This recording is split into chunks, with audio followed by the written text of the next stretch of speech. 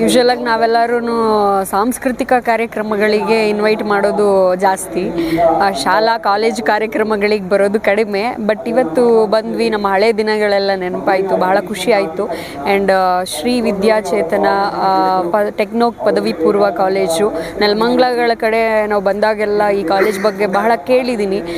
ಈ ಕಾಲೇಜಿನ ಸ್ಟೂಡೆಂಟ್ಸು ತುಂಬ ಲಕ್ಕಿ ಅಂತ ಹೇಳ್ಬೋದು, ತುಂಬ ಒಳ್ಳೆ ಫೆಸಿಲಿಟಿ ಇರುವಂಥ ಒಂದು ಕಾಲೇಜು. ಇವತ್ತು ಈ ಕಾಲೇಜಿನ ವಾರ್ಷಿಕೋತ್ಸವ ನಡೀತಾ ಇದೆ.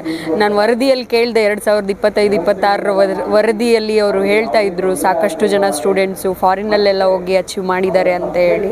ಸೊ ಅಂದರೆ ತುಂಬ ಇವಾಗಿನ ಎಜುಕೇಷನ್ ಸಿಸ್ಟಮಲ್ಲಿ ತುಂಬ ಫೀಸ್ ಜಾಸ್ತಿ, ಅದು ಇದು ಅನ್ನೋ ಒಂದು ಕೊರಗು ಎಲ್ರಿಗೂ ಇರುತ್ತೆ. ಪೇರೆಂಟ್ಸ್ಗೆ ಹೇಳೋದಿಷ್ಟೇ, ಈ ಒಂದು ಕಾಲೇಜಲ್ಲಿ ಇಟ್ಸ್ ಲೈಕ್ ಎಲ್ಲ ವರ್ಗದವರು ಕೂಡ ಓದ್ತಾ ಇದ್ದಾರೆ. ನಾನು ಅದನ್ನು ನೋಡಿದೆ ಇಲ್ಲಿ. ಸೊ ಎಲ್ಲ ವರ್ಗದವ್ರಿಗೂ ಒಂದು ಒಳ್ಳೆ ಎಜುಕೇಷನ್ ಕೈಗೆಟುಕ್ತಾ ಇದೆ ಅಂದರೆ ಶ್ರೀ ವಿದ್ಯಾಚೇತನ ಟೆಕ್ನೋ ಪದವಿ ಪೂರ್ವ ಕಾಲೇಜ್ನಲ್ಲಿ.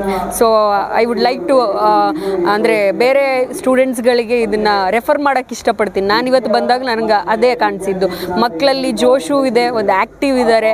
ಸಾಕಷ್ಟು ಕಾಲೇಜಲ್ಲಿ ಸ್ಕೂಲ್ಗಳಲ್ಲಿ ನಾವು ನೋಡ್ತಿರ್ತೀವಿ, ಅದರಲ್ಲೂ ಪ್ರೈವೇಟ್ ಕಾಲೇಜ್ಗಳಲ್ಲಿ ಮಾತಾಡಲ್ಲ, ಬರೀ ಪುಸ್ತಕ ಅಷ್ಟೇ ಇರ್ತಾರೆ. ಬಟ್ ಇಲ್ಲಿ ಕಲ್ಚರಲ್ಗೂ ಸಹಿ, ಓದೋಕ್ಕೂ ಸಹಿ. ಸೊ ಭಾಳ ಖುಷಿ ಆಯಿತು. ಇಲ್ಲ, ನನಗೆ ಅದೇ ವಂಡರ್ ಅಂತ ಅನಿಸಿದ್ದು. ನಮ್ಮ ಕಿರುಪರಿಚಯ ನಾವು ಹೇಳ್ಕೊಂಡೇ ಇರಲಿಲ್ಲ. ಆ್ಯಂಡ್ ನಾವೇನು ಅಷ್ಟೊಂದು ಗೂಗಲ್ ಮಾಡಿದ ತಕ್ಷಣ ವಿಚಾರಗಳು ತಿಳ್ಕೊಳ್ಳೋವಂಥ ಅಷ್ಟು ದೊಡ್ಡ ಮಟ್ಟಕ್ಕೆ ಇನ್ನೂ ಬೆಳೆದಿಲ್ಲ ಕೂಡ. ಬಟ್ ಸ್ಟಿಲ್ ನಮ್ಮ ವಿಚಾರಗಳನ್ನ ನಾನು ಮಾಡಿರೋವಂಥ ಒಂದು ಸಣ್ಣ ಪುಟ್ಟ ಮೂವಿಗಳಾಗಿರ್ಬೋದು, ನಾನು ಹುಟ್ಟಿಂದ ಇಲ್ಲಿ ಗಂಟ ಬೆಳೆದು ಬಂದಿರೋ ಒಂದಷ್ಟು ರೀತಿನ ಆಗಿರ್ಬೋದು, ಅದನ್ನೆಲ್ಲ ಕಲೆಕ್ಟ್ ಮಾಡಿ, ಮಕ್ಕಳು ಕಲೆಕ್ಟ್ ಮಾಡಿದ್ರ ಅಥವಾ ಉಪಾಧ್ಯಾಯರು ಕಲೆಕ್ಟ್ ಮಾಡಿದ್ರ ಗೊತ್ತಿಲ್ಲ. ಬಟ್ ಅಷ್ಟು ಈಗ ಒಂದು 2 ದಿನದ ಹಿಂದೆ ನಮ್ಮನ್ನು ಇನ್ವೈಟ್ ಮಾಡಿದ್ದು ಇಲ್ಲಿ ಕಾರ್ಯಕ್ರಮಕ್ಕೆ. 2 ದಿನದ ಗ್ಯಾಪಲ್ಲಿ ಇದನ್ನೆಲ್ಲ ಕಲೆಕ್ಟ್ ಮಾಡಿ ಅವರು ನಮಗೊಂದು ವೆಲ್ಕಮ್ ಮಾಡಿದ್ದು ತುಂಬ ಖುಷಿ ಆಯಿತು. ತುಂಬ ಚೆನ್ನಾಗಿ ಬಂದಲ್ಲಿಂದ ಹೋಗೋವರೆಗೂ ತುಂಬ ಖುಷಿ ಆಯಿತು.